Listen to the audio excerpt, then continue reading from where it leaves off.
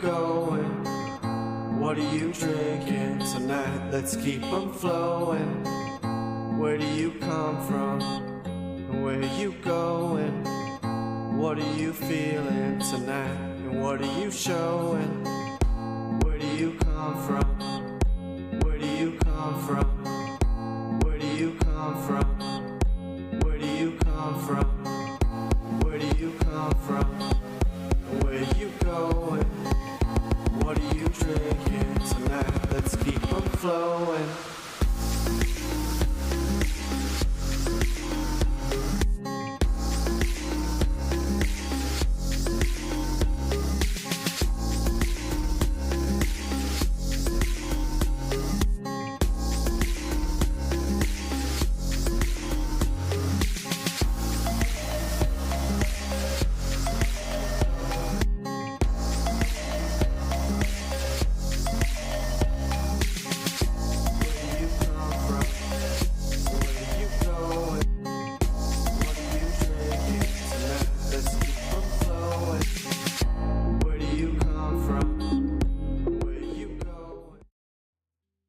Listen, I think it would be fun to have her do the intro, but that's what it is. We are live with the Super PlayStation Bros coming at you.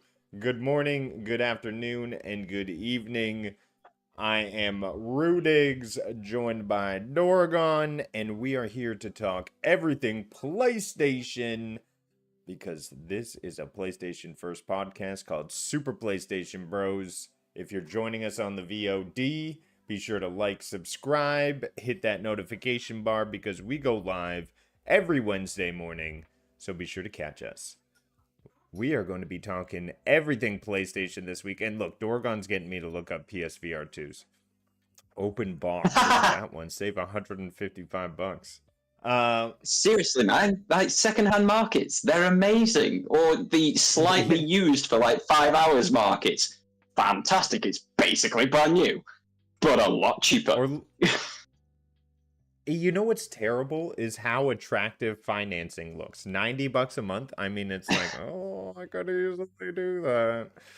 But it's the devil. Financing, I don't know. no, it is the devil. You are correct. Yeah, let's not go down that route for you. No, I'd rather just get it outright. But we are here to talk about PlayStation, but first I like to ask, as always, what have you been gaming on this week? What's been going on? Not a lot.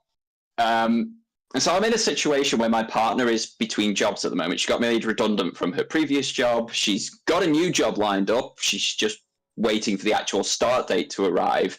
So she's here constantly playing on the PlayStation. And as we only have the one PlayStation, I haven't had an opportunity to play it in the last week. So I've played a bunch of mobile games, nothing PlayStation based, but the PlayStation has been playing everything from The Sims to Ghost of Tsushima to Power Wash Simulator to Synth Riders. Just none of it's been me on this occasion. Oh, that's too bad, but hey, it's always good to get up to some mobile gaming, and I'm sure you've got a lot of work done in the meantime. Oh yes, it's given me plenty of time to focus on the YouTube side of things, which is quite nice. So yeah, I've got that going, and there's a game I'm playing on mobile for a review on the channel in a few weeks' time. So that's quite interesting and fun. It's my first mobile game review that I've been doing after they've reached out. So yeah, it's given me a lot of nice, exciting prospects. Sweet. Well, I myself have been gaming on No Man's Sky. I actually reached the end of the expedition. So my very first complete expedition. Although it came together very messy. Oh my gosh. Running with Nads and Mr. Wilson there. There's too many shenanigans to get to the damn point. I'm like, we gotta get to where we need to go. And it's like, oh, I built this base on this planet that doesn't matter. And I'm like, well, what are you doing? We gotta go this way. So we got that finished, at least I did, and I had to head off to bed because I was getting tired. So that's been my PlayStation gaming experience, although I dabbled into a game we covered last week, and that is Nine Souls. And I will say, oh my goodness, hand drawn, beautifully done, and the story has gripped me. It's heartwarming. You have to experience it for yourself. I'm like almost in tears in the first 30 minutes. But that's how you get me hooked. It was a good one. It's a good one. But yeah, that's what I've been up to. Looking forward to Black Myth Wukong dropping in less than a week. That should be huge. And then we got Concord around the corner, and then some Quidditch, which we'll be talking about later. So lots to look forward to. But let's get into our first story, which is a little bit crazy. Something that is backwards in a leak form that I have never heard before. Anyone on PC will definitely be interested on this one. Dorgon, did you want to take the lead? Because this one is odd. It's very odd. Yeah, at some point in the last week, there's been an update to the original Red Dead Redemption on PlayStation 4. So this was a PlayStation 3 release. I believe it's in recent times had a remaster that's hit PlayStation 4, and of course means it's PlayStation 5 can play it because the PS5 is backwards compatible, and so on and so forth. But there's been an update, a patch to this game that has essentially semi-confirmed that there is a PC version of the original Red Dead Redemption in existence. The PlayStation Store went as far as showing what the required PC specifications were to run Red Dead on a PC. So we got everything, and this was just on the store page. This wasn't somebody data mining or diving deep into things, or with a hacked PlayStation 4, a jailbroken one that's running custom firmware or anything like we saw with that Black Ops 6 thing last week. This was just a bog standard, off-the-shelf, consumer basic PlayStation 4 that leaked that there is in existence at Rockstar a PC version of Red Dead Redemption that looks like it's almost ready and raring to go. It looks like it could launch tomorrow, given that we've got full specs of what this thing is. So yeah, wild that it is a console storefront that is giving all this information, but I do believe it's still there if you want to go and see it for yourself. Hey, we got some Red Dead fans I know who will be excited. I hope they bring some sort of update, because I know these high-powered PCs will want to have texture mods. Even the modding community, if Rockstar doesn't do it, I could see bringing this game up to I can't even describe, but it's going to look movie realistic assets with the modding community if this comes to PC. And I'm excited to see those videos because I won't be able to run it. Damn. I'm excited for it. Let's see it, and let's get these games on PC. I mean, there's such a back library of all these classic games that I feel like are missing. And sometimes I'm shocked that some of these games don't go there. But it is what it is. Cool leak. Thank you, PS4. And what did you say backstage, Dorgon? About the PS4 being the most. Oh yeah, like it obviously people last week, I don't know how many people know about this, but through jailbroken versions of the PlayStation 4, so people basically taking ownership of their own system back so that they own their PlayStation 4 and they can run it as they wish, especially after it's essentially gone end of life because PlayStation aren't supporting it officially anymore. They were able to access Black Ops 6, which isn't released yet, by the way, and it wasn't just a demo of the game. It appeared to be the full game, or at least a full test environment, which is what these companies tend to put up on stores as placeholders until they release the full game with like a day one patch or something in digital storefronts. So PlayStation 4 got Black Ops 6 last week. It's getting most of the same games as the PlayStation 5. It's just released information about Red Dead 1 going to PC. The PlayStation 4, it's hanging on to life and saying, hey, don't forget about me. I'm still the best there is. Exactly. It's still getting the best games, and it's even getting them before other consoles. So look out, because the PS4 is still making a name for itself 10 years after production. Hell yeah.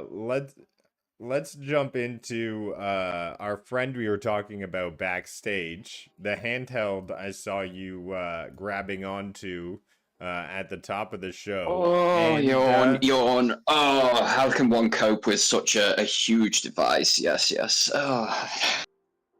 and your hometown, making it well, hometown, it's an entire kingdom of United Hey, Nations.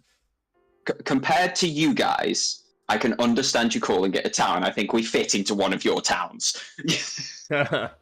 But you guys, yeah, but it's called the UK, and it's now the most popular gaming accessory right now, and that is the PS Portal. That's right, Astrobot strutting its stuff is on top and on board as numero uno. An enormous 33% of you polled and said you had zero interest in this device. Well, it turns out you're the minority. And really, that's what we saw. The voices of the internet were saying, what is this device? Who's going to use this? What's the application? Well, when it hits the open market, it looks like the critics were wrong on this one. I want to say, before this device released, I said it was sexy. I said it was a damn good looking device. And I think that's why it sold. Not from the back. No, it's more of a front not from behind. Yeah. Piece. Yeah. Front presentation.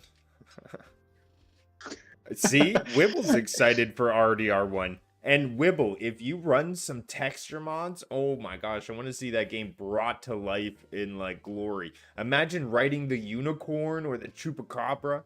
Oh my gosh, sorry, I got caught away. PS Portal though, #1 selling device accessory in the UK. Why do you think it's doing so well? If you were to give some sort of insight into this. We have to be careful about saying such a definitive statement, because this information, this research, this form and chart that we are pulling this info from is based on revenue. And that doesn't mean it's the best selling accessory, because these things are out there, the actual DualSense controllers, but these things here in the UK, they cost £70 or £65. Whereas if you take this thing, the Portal, this costs £200. So to be top by revenue, it only needs to sell one of these to make up 2.5 of these. So it's not saying it is the best selling accessory for the PlayStation 5 or for consoles in general. It is saying by revenue, this is the highest seller.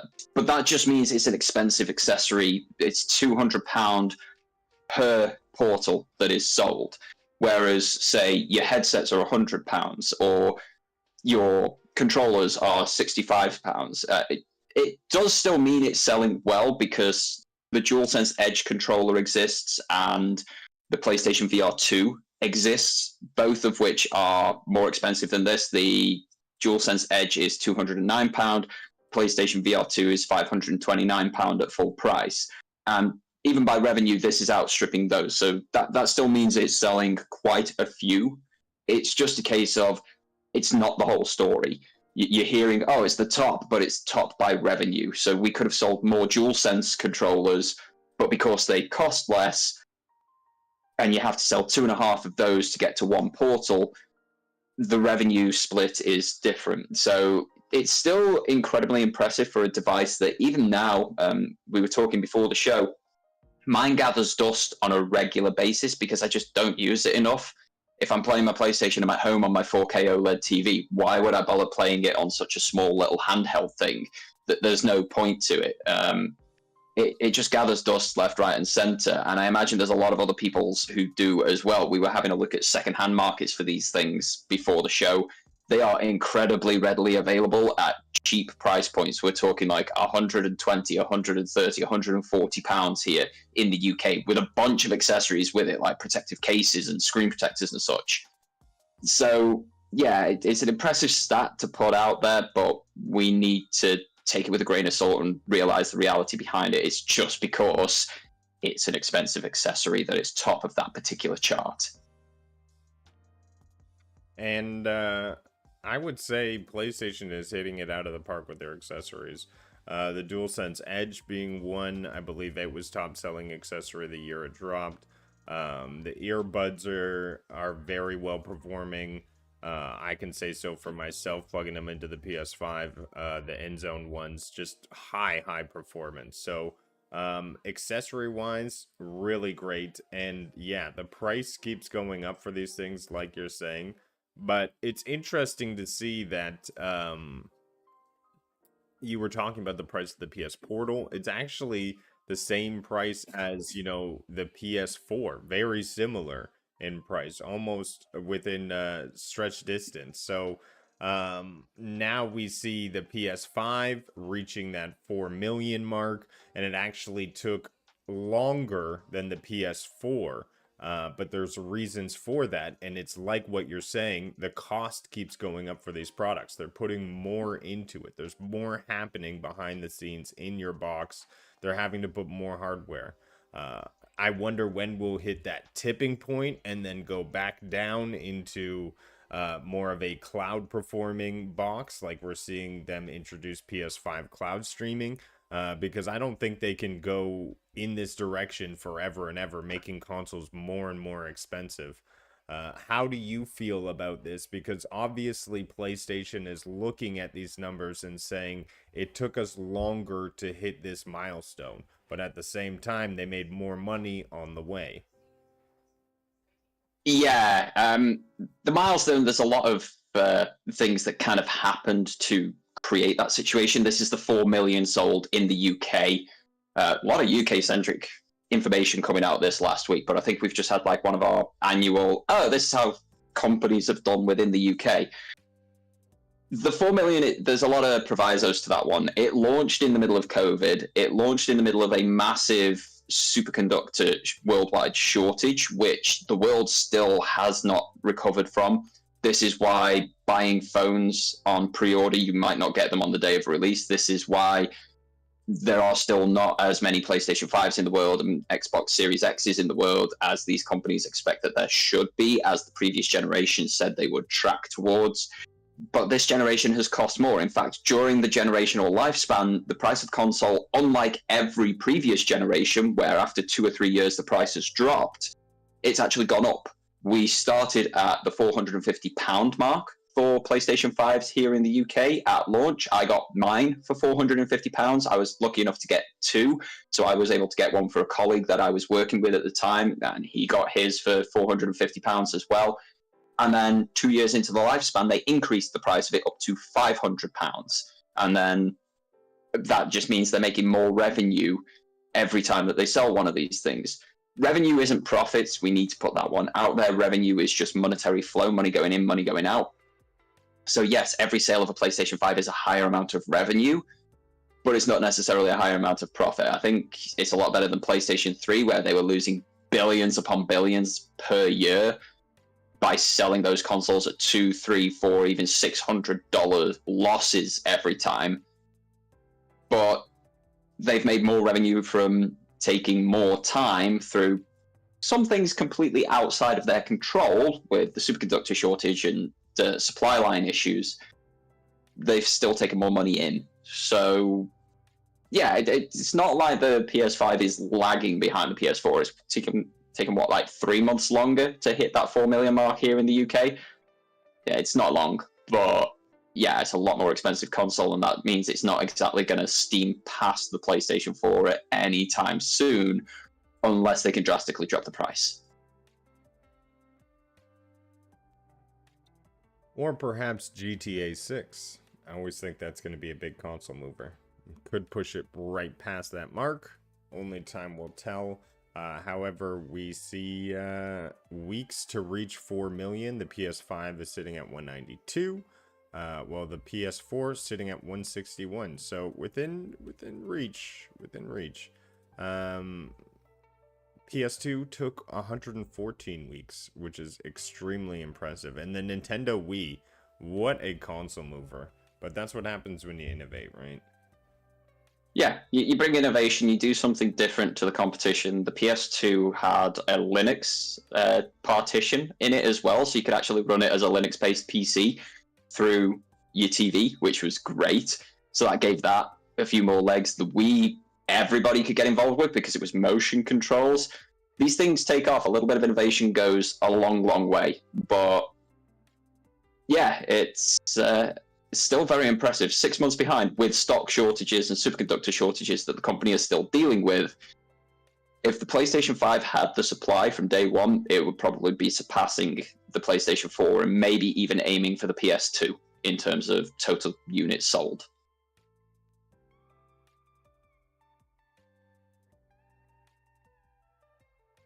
Well, I think the PS Portal will outdo them all.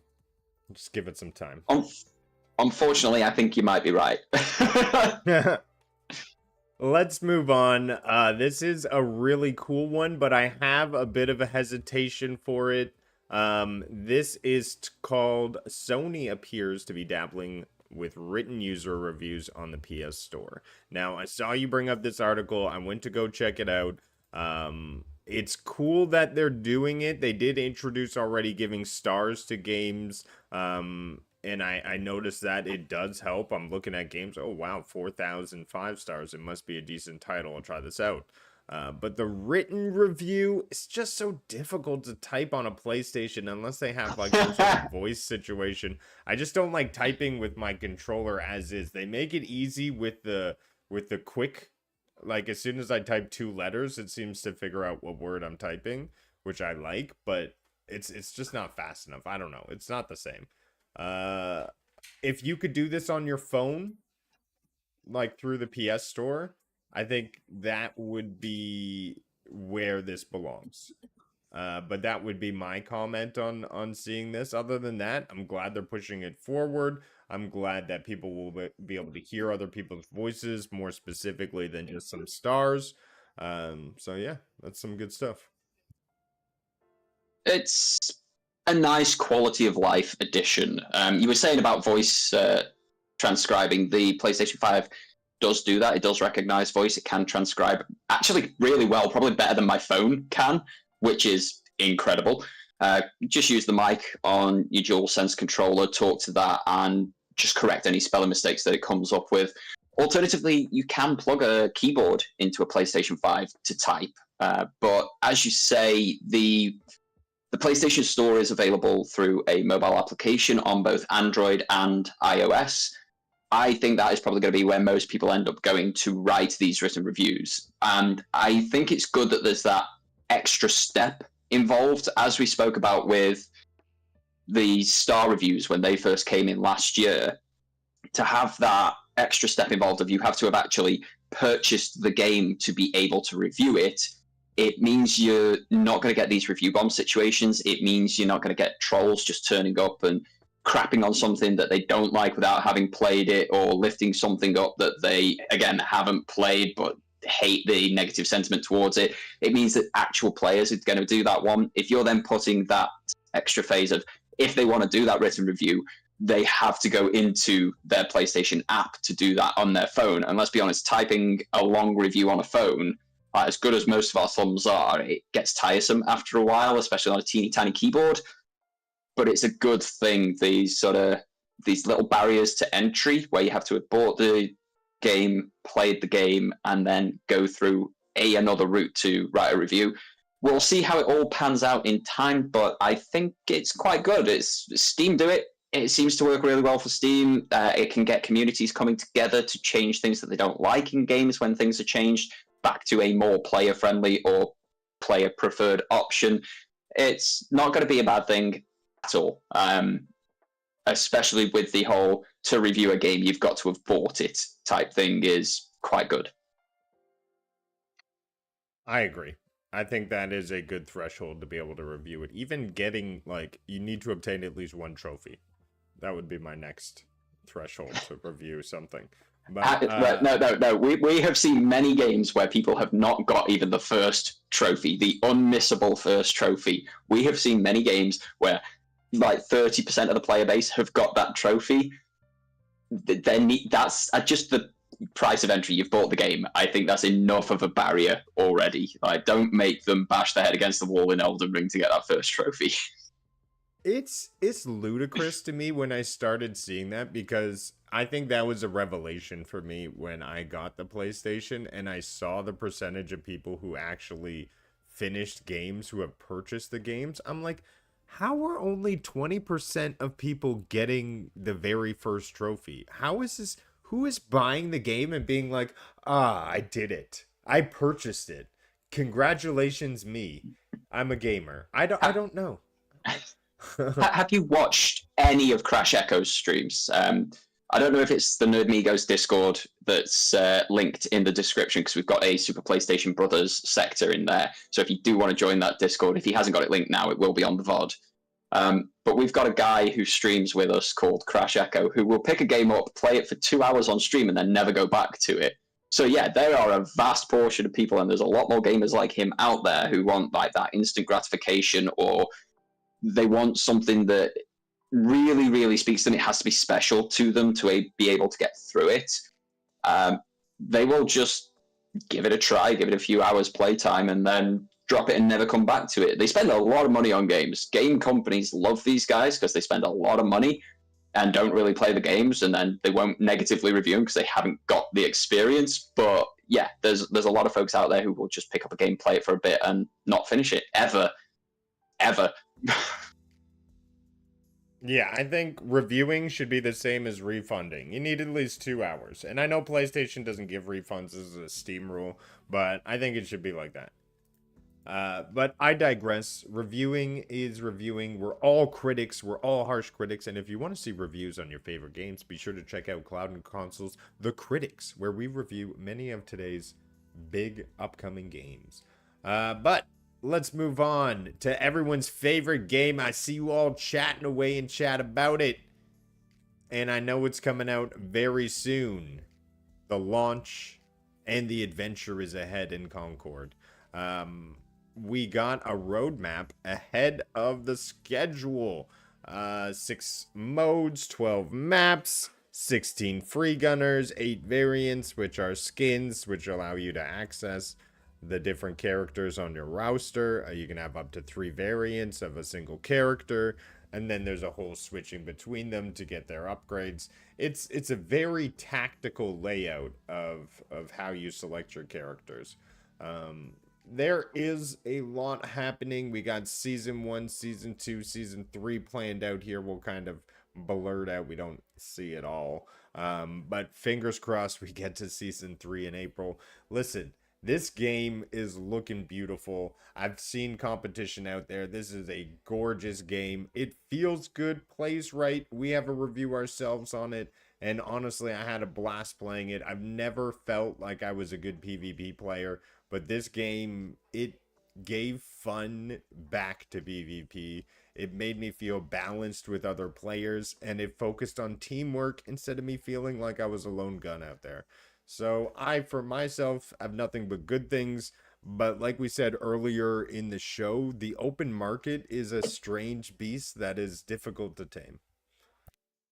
Very, very much so. I just want to say hey to our beautiful friend who has popped in. Another great YouTuber, actually. Is the guy with the Tamil for his name, Tamil V. Arangam. I've been trying to learn how to say your name properly. I do apologize if I've got it very wrong. But lovely to have you popping by. Great to see you, buddy.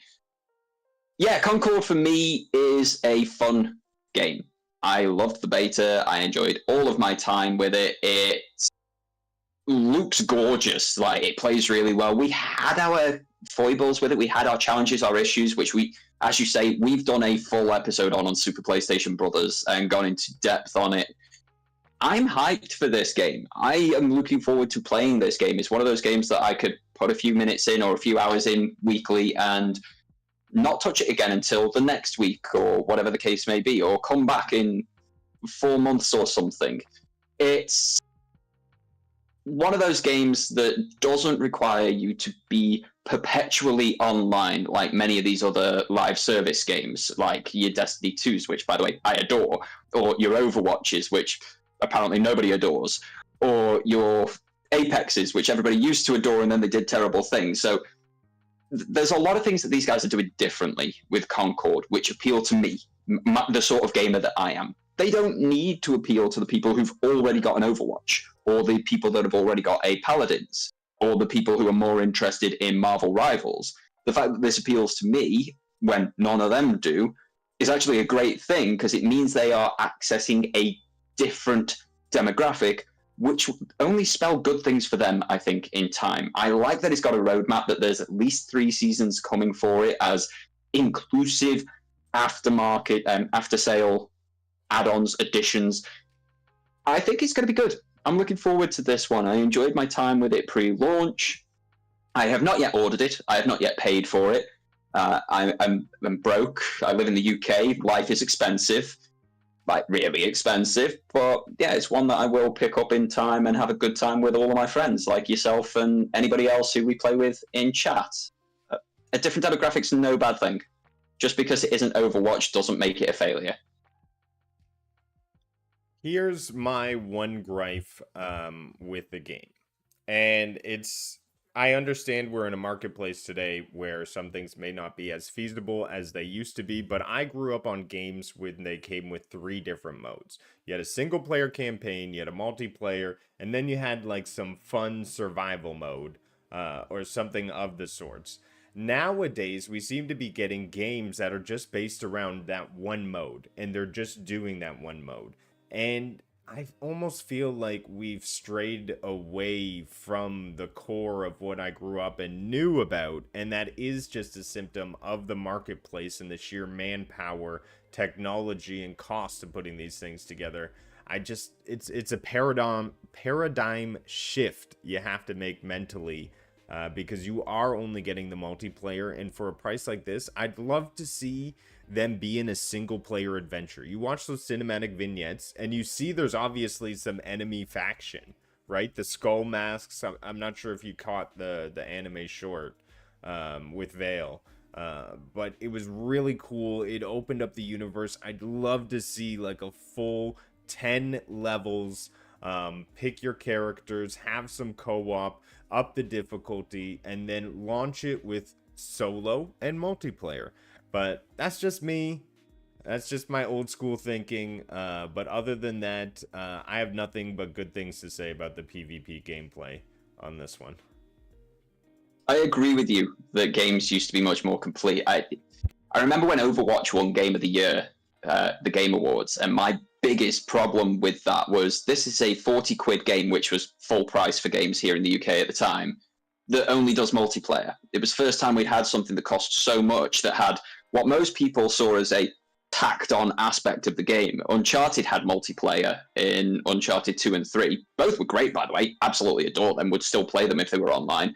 But yeah, they took a tacked on aspect and made it the whole game. And because that absolutely popped off, because that was so successful, had so many players and made so much money, bearing in mind that was a full price game that came with microtransactions in it as well, a lot of the industry started to do a similar thing, and we sort of lost this complete package, as you say, where you got your single player, you got your multiplayer, and you got another mode to do something a little bit different in, whether that was split screen co-op, split screen versus splits, or something completely different like a horde mode, survival, whatever the case may be.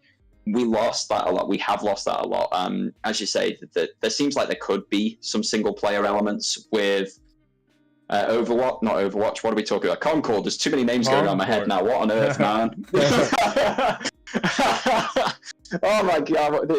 We're only halfway through the show. So yeah, it should have a single player. I think a single player mode would be great, but Overwatch 2 failed to deliver that. They could come back to this in 6 months, start the development of single player levels, and take a market that is begging for content. There's a lot of possibility, and as Tamala Angram says in chat, it doesn't need to be a 10 out of 10 banger. This a good game or a perfectly fine game is just that. It's a good game. It's still perfectly fine, and you're going to have people playing it. So it just needs to be good. Yep, and could not have said it better. Another game that gives me echoes of Stadia, and yes, I like to talk about Stadia as, you know, forgotten past. Got it. Oh, you have it there. Oh my gosh, no way. Oh, there's the Stadia controller. I have far too many controllers here. They're all white as well at the moment. Whoa. That's a lot of game sticks. Shadow for one desk, yeah. Shadows of Doubt hit PS5 on September 26th. It's a new private detective, and the gameplay is revealed. I watched this gameplay, and I wanted to share it because it's so creative and different how they do a lot of these things. The whole blocky textures, that Minecraft world, connecting the dots, the clues, gives me that LA noir vibe, but a lot more friendly and approachable. This is very similar to a game that we saw on Stadia come out, and I'm glad they're evolving. They're moving forward with this genre of being a detective, but now in a more 3D world. Really awesome thing to see here, and I just thought, you know, this looks like passion project to me. It looks like somebody had an idea, they really ran with it. They evolved from their first titles, and now they're bringing it into a 3D world. So I'm here for the evolution, and I'm happy to see it. Shadows of a Doubt. I don't have any doubt for you guys. Congratulations, Fire Shrine Games. I think the only thing for me is I wish it was VR. You look at this gameplay, it could so easily be VR. And that experience, that being in the room, being the detective, actually looking around, you could get down on your hands and knees, look under the sofa or something, see if there was something you missed, or open a drawer to look in there. And whilst you can do that with the gameplay and the mechanics that they'll build into this, just doing it yourself would feel so rewarding with such a game. I wish it had a VR side to it. They might do it at some point, but yeah, it still looks good nonetheless. Yeah, I just wanted to highlight that. And of course, they brought the PlayStation 5 support. And I believe, like, if they give support to their DualSense, obviously you can feel in lockpicking, they're saying here. You can feel in different situations. I'm sure the rain has feedback as well in the haptics. But I'm sure it's part of a deal. It's like, if you incorporate our controller, we'll feature you on the blog. Give you a little bit of extra, you know, advertisement. I wonder if that's the trade-off, but that's just my brain thinking in the background.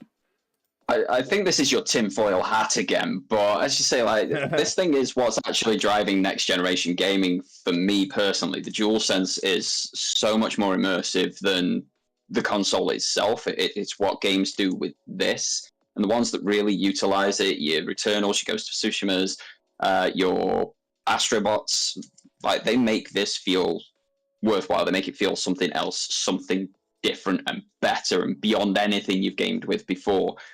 So it wouldn't surprise me if there is a company out there that does integrate the DualSense really well into the game, and Sony goes, we like you, we're going to feature you. But I doubt it's anything of, oh yeah, if you integrate DualSense, we'll put you on the blog and get you more sales, because they can't promise such a thing.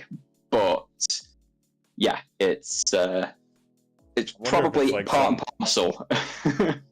Mafioso that runs the blog is like, yeah, we'll see about letting you in. You come to the day of my daughter's wedding, and you want to feature your blog, your game on my blog.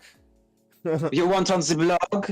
You best bring me something of equal in return. You want the blog? You bring me DualSense features. That is how we do. I like how your godfather is French. Dude, it's my closest. Actually, no, that'd be Wales. But the Welsh accent in the valleys. It's not that threatening, really. It's quite nice and musical. I don't think we could threaten too many people. Well, something that has been shocking audiences, like we've been shocking with our accents here.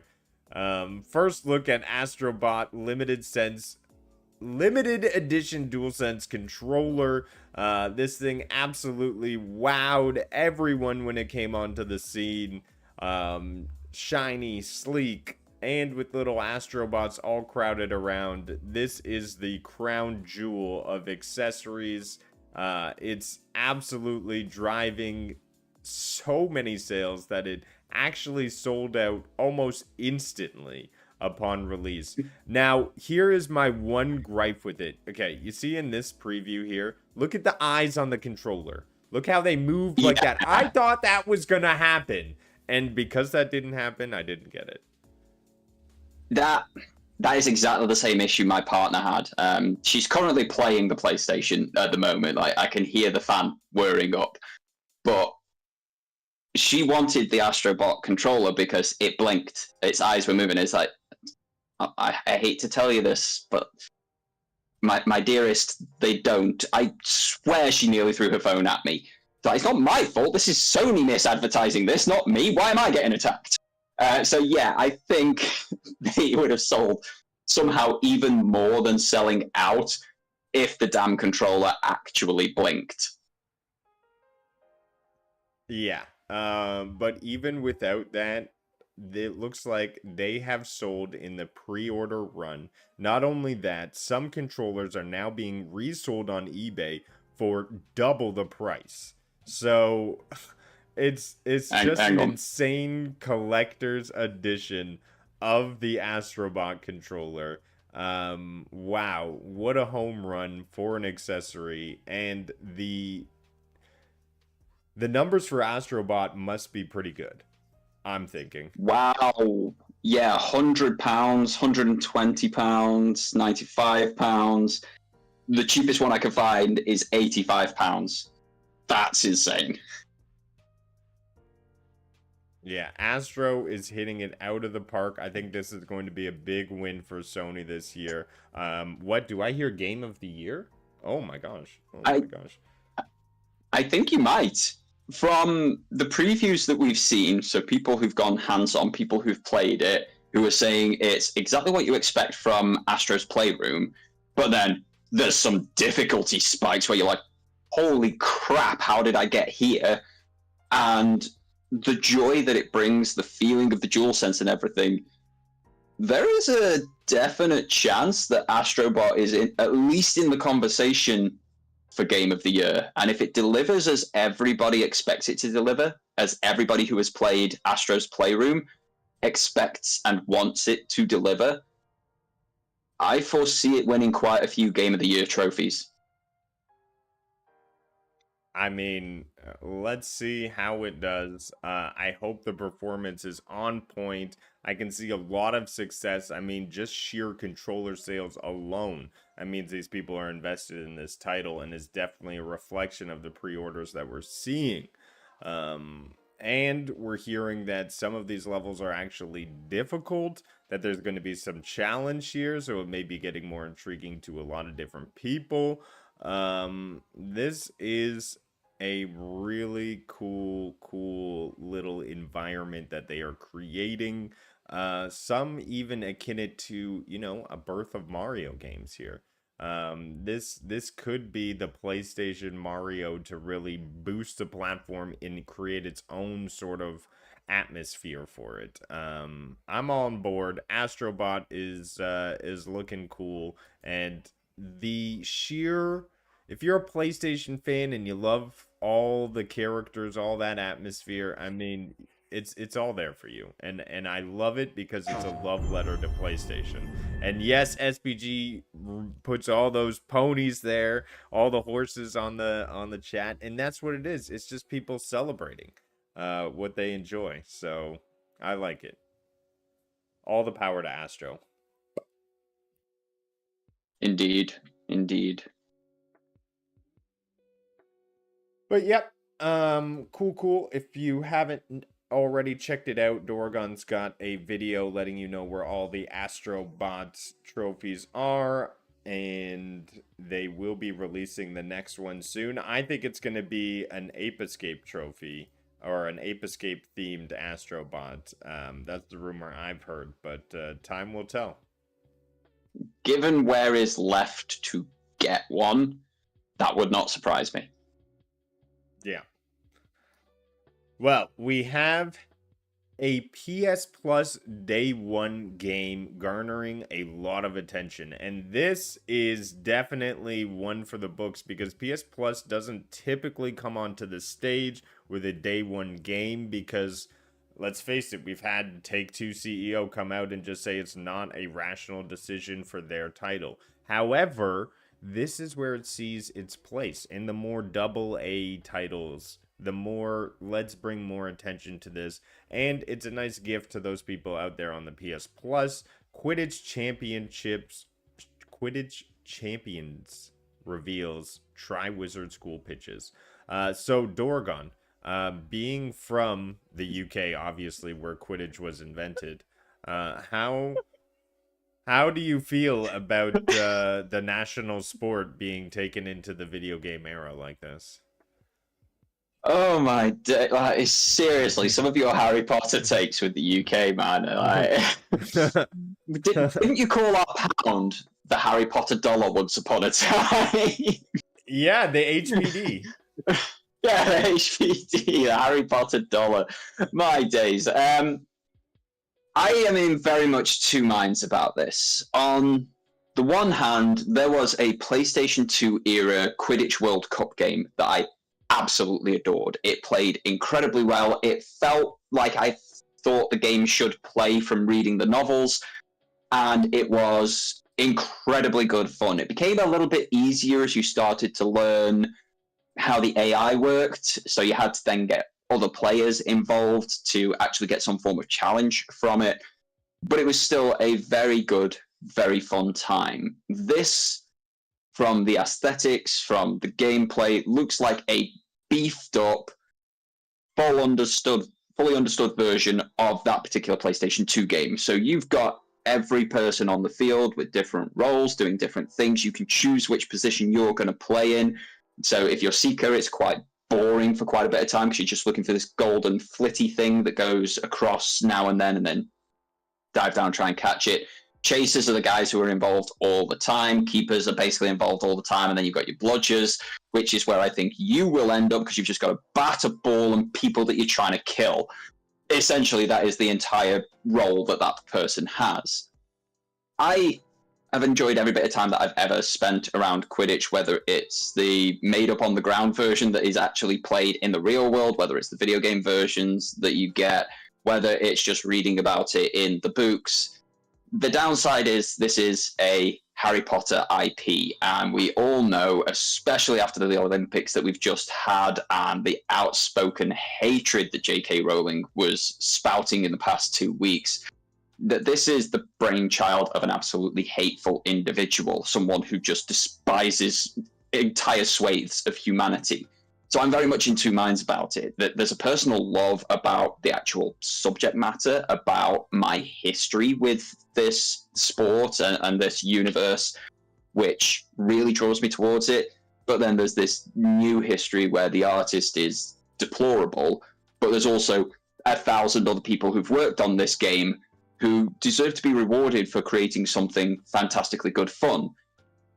The fact it's free on PlayStation, or inclusive, I should say, of your paid subscription for PlayStation Plus Extra, is great for a lot of people because it takes that whole do I pay her out of the equation. And if it's a good game, there's a lot of people who've worked on it who deserve to be raised up and celebrated. So, very much in two minds. I want it to be good because of my love for Quidditch and the source material. I don't want it to be good because of the hateful person who came up with it all in the first place. It's a very difficult moral dilemma to find yourself in. Yeah, and it's hard to separate art from the artist, but that's the place we're put in. But let's continue on with this theme of some nice treats for the PlayStation community. We have Sun and Bone releasing a gameplay trailer for their their PlayStation exclusive game. This game looks like you took a dose of testosterone in the morning, woke up in the Jurassic era, and just shoot out all types of man, blood, and guts all over the field here. It gives me Serious Sam vibes, the Sun and Bone. Just over the top, explosive, shoot 'em up. Look, you're even dressed as a cowboy because why not? Cowboys are, you know, a pack of Marlboros and a side of man. So why not? No, that's Lemmy, not Cowboys. You're destroying dinosaurs. You're just punching dinosaurs there, and they're exploding with their heads popped off. I think this is going to go down the road of more of a cult classic. It kind of gives me that feel, like Doom, but spoofy, not going for the ultra realistic, but going for some fun gunplay. Hey, I wish them the best. Like, I want to kung fu chop a raptor into 3 pieces. I mean, it gives me some sort of, you know, cool vibe. But how do you feel about Sun and Bone? Obviously, this is not going down the era of AAA, but it's still, you know, like we heard in the chat, not everything needs to be that 10 out of 10 and still offer you a great time. There are a lot of players. He took off a Triceratops thing, and then he just stabbed it into the dino. Like, over-the-top adrenaline ridiculousness. I can't even start. You are so invested in this trailer. I actually love the look of this. There are a lot of players like me from the PlayStation 1 era who remember both Turok and Dino Crisis. This looks like Turok and Dino Crisis crossed with Doom.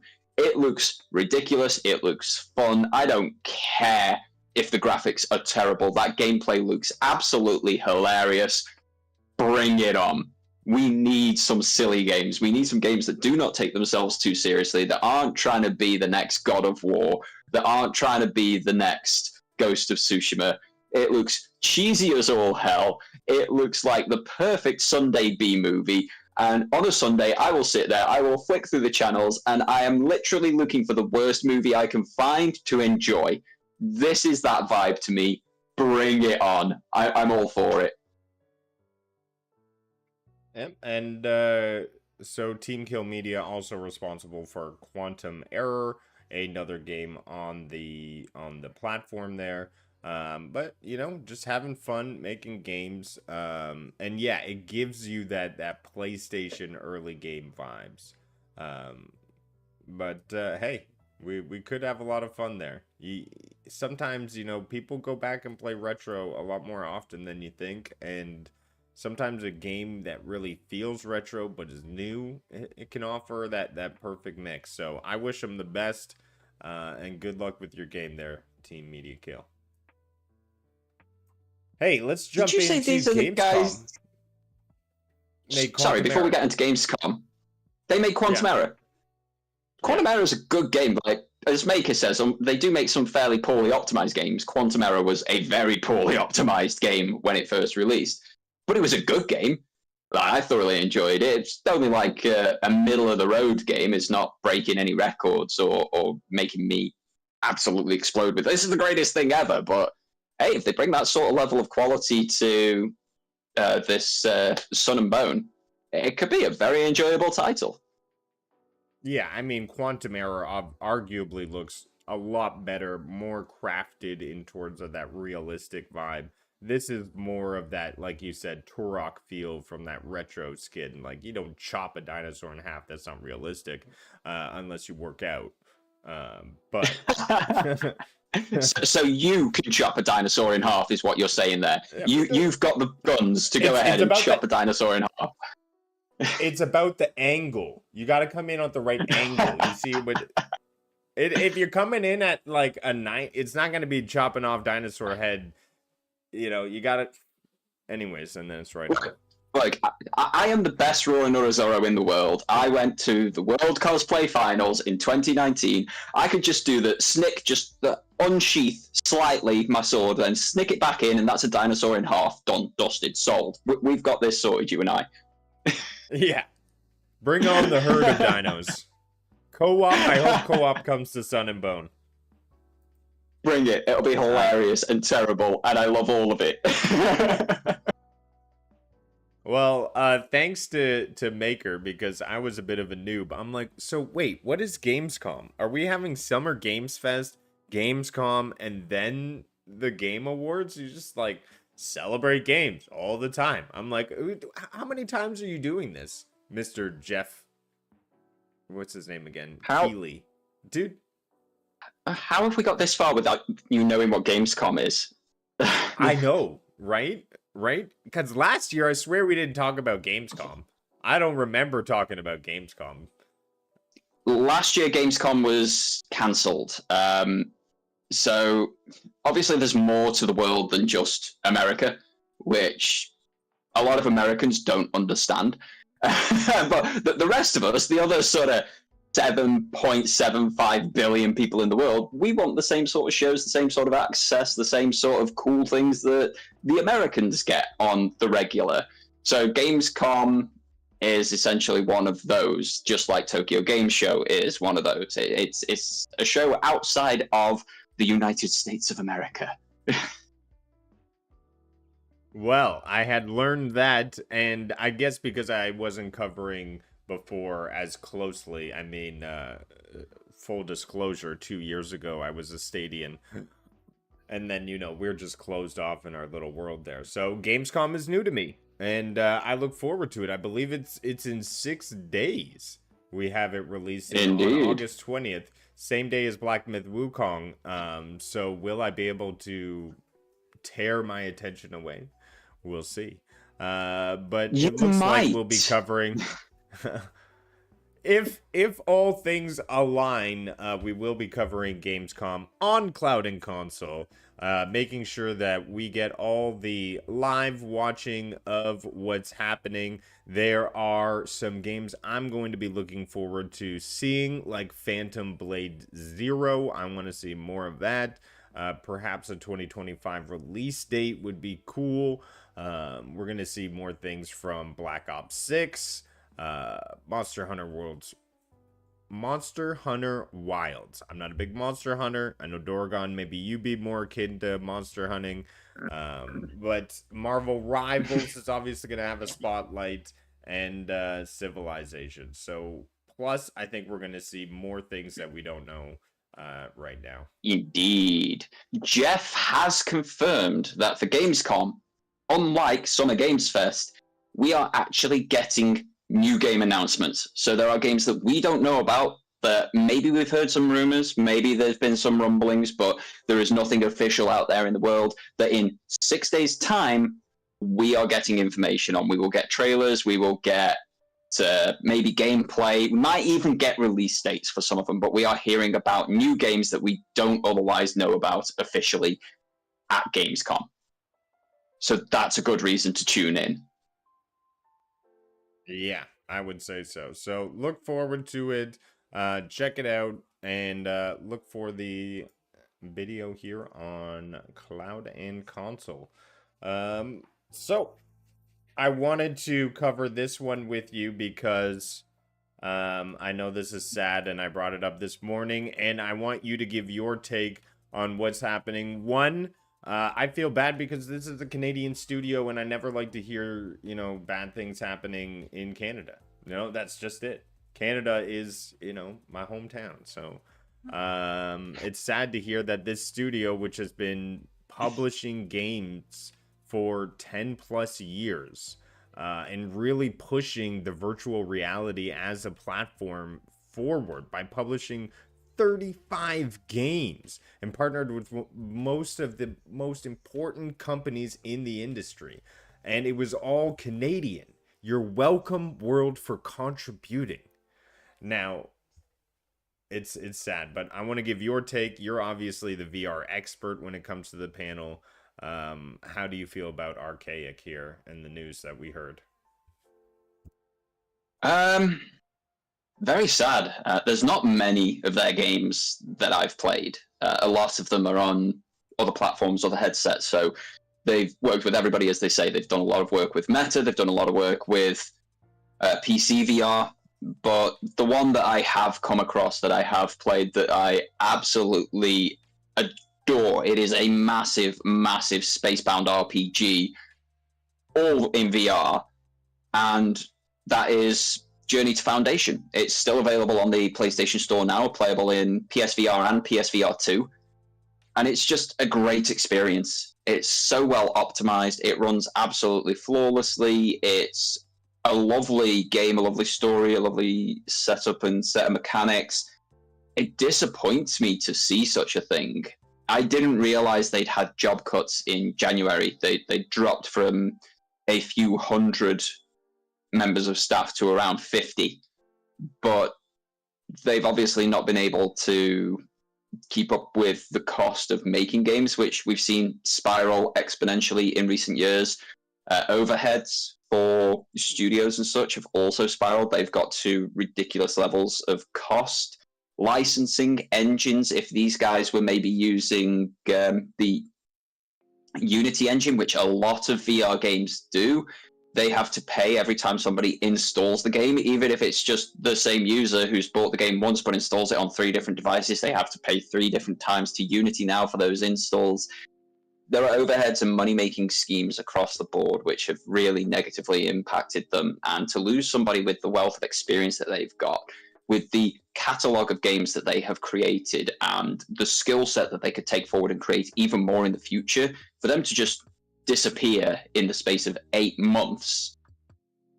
What is this industry coming to? They're not the first studio we've lost this year. We've nearly lost Tango Gameworks and Hi-Fi Rush, thanks to Microsoft. We did lose 3 other studios thanks to Microsoft. We've lost 3 studios thanks to PlayStation. Ubisoft have closed 4 studios. To see yet another one, it's just the last 18 months, 24 months for the gaming industry and the people who actually make the games that we really want to play, these amazing, unique, innovative experiences, lose their livelihoods, lose their jobs, and lose their security in the case of Canada and America, of things like healthcare and social security and such like that. It's baffling, especially when there are more profits from the video gaming industry now than there have ever been before. There's basically no reason this should be happening, and it breaks my heart when someone is so talented at a studio, so varied and wonderful, just disappears overnight.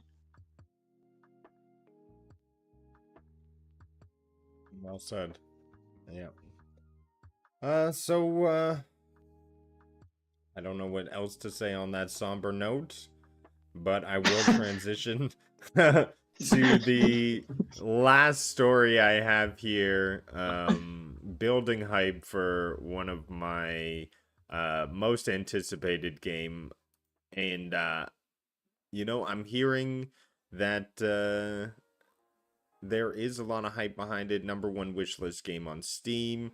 The benchmark itself became the 18th most played game on Steam. Just people measuring what their PC can handle for the game. I look forward to playing it myself.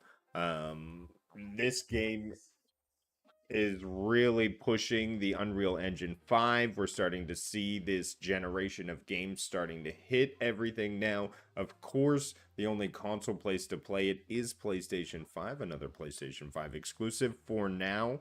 And I want to give a big shout out to our friend in chat. Amazing community you have out there, and thanks for gifting me the title. I will be streaming and playing this one for sure. This is right up my alley. We have the same kind of hairstyle if I were to put mine up, so we're right along there. The game looks stunning, beautiful. I love a good combat game with huge epic bosses. If you haven't heard me talk about this game every single week until it releases, get ready for next week. Because this game is releasing a brand new trailer and it just looks so fun, epic. The world looks alive, combat looks stunning, engaging. You looks like you transform into different characters. Like, I'm ready to see what this game is about. We've been taunted about it since, I believe, 2018, possibly 2020, and it's been some time coming. So I hope they have a great release. You're always worried about things like stability, whether or not there'll be bugs, whether or not it'll hold. And I'm really hoping that they've gone through the extra effort. They've put in enough time to really make sure the performance is there on day one. It's crazy you have to think about this for games, that you just hope it's not broken. But hey, it's a game from a studio we haven't yet seen flex its muscles, and right now, I think they're about to come onto the scene and really make a name for themselves, or we'll see if they perform on stage. But yes, I've said enough. What's up, Jordan? Any thoughts on Black Myth Wukong before I finish my love letter here for it while the final trailer plays? Well, massive shout out to Tamil in chat who gifted you the game. I think you're really going to struggle to run it, though. Wibble streamed that benchmark yesterday on Twitch. He was getting frame drops, he was getting fuzziness, and he has got a 4090. There were challenges that he was facing. You either playing on your 40, is it a 4050 in your laptop? So a 4050 mobile chip? I have 4070? Black Myth Wukong will be available on GeForce Now on launch. So I will be playing the worst 40 series card in the 4080. I have great internet connection and a server right next to me. So the performance for me, I am not saying there's any problem with GeForce Now for that one.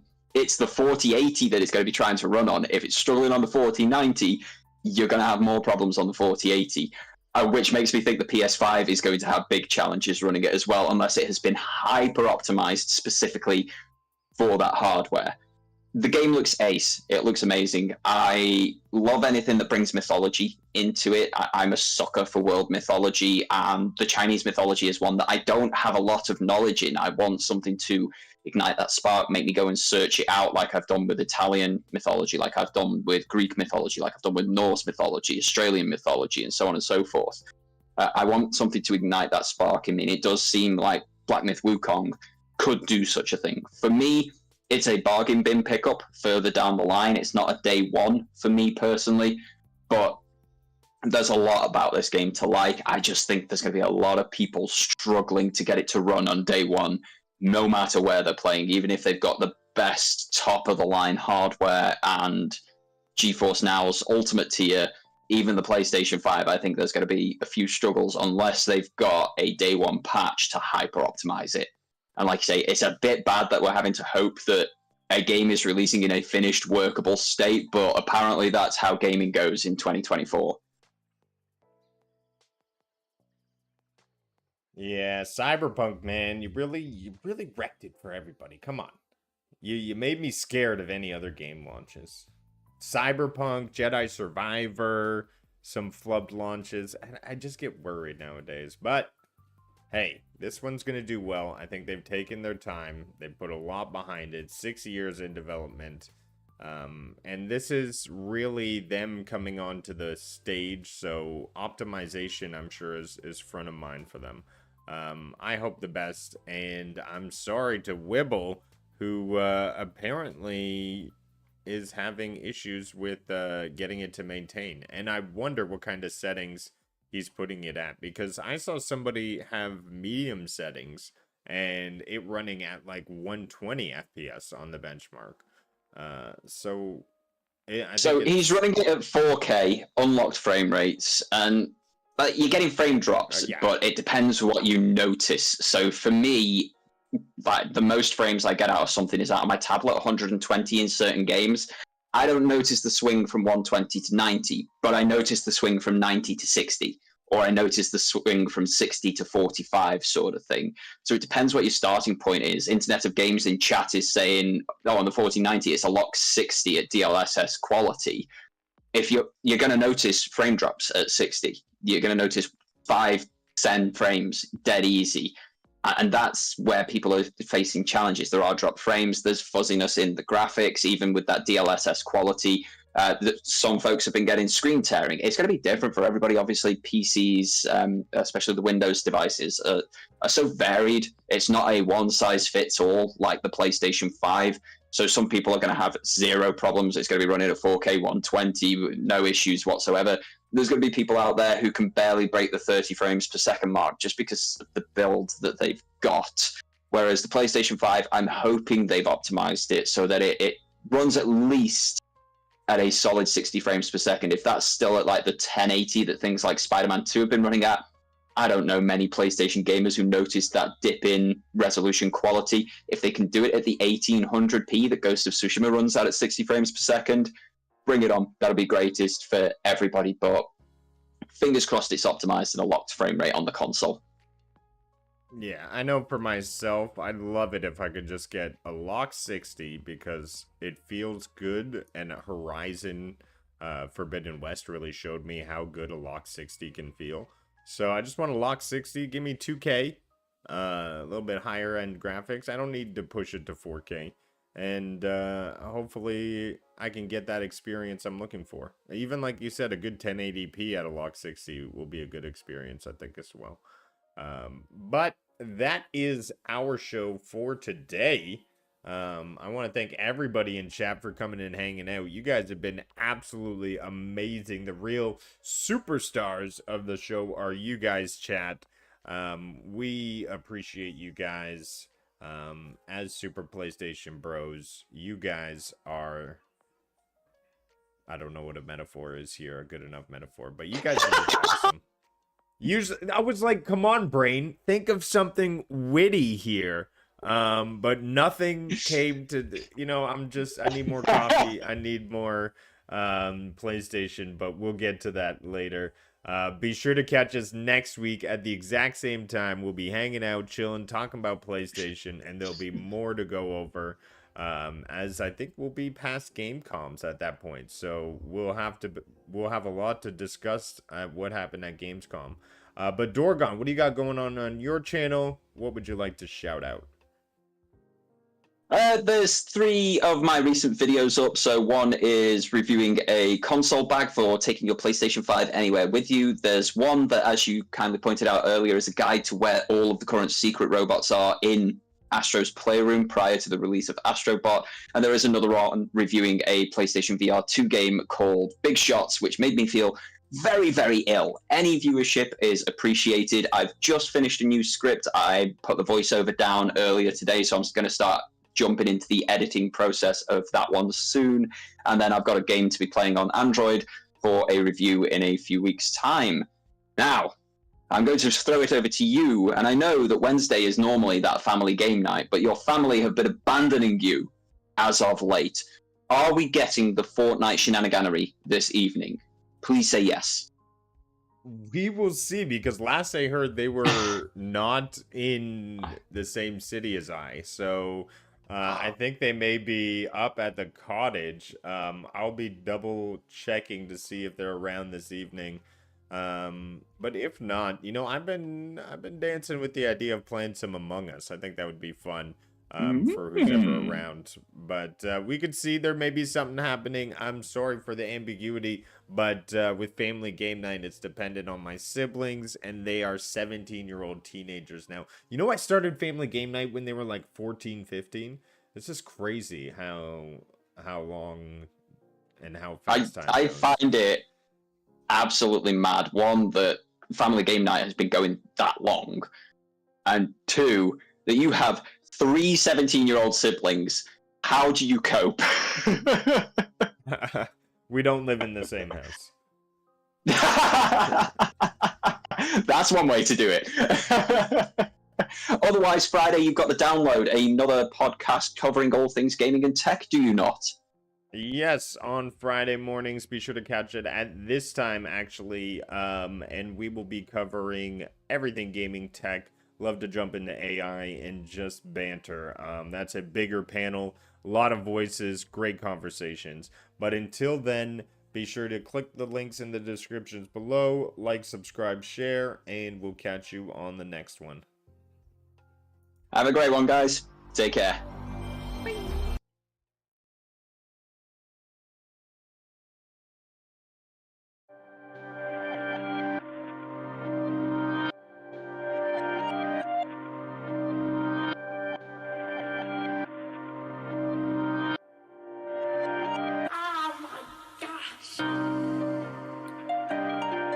Grove. Grove.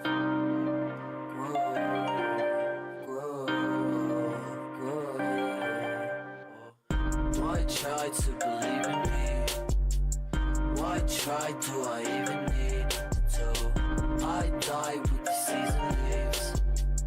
I glide with the season breeze. True, my mind so easily spooked. I ride just to be the me who finds hype super decently smooth. Nice type, but as sick as beats. Groove, groove, groove, groove, groove, groove, groove, groove, groove.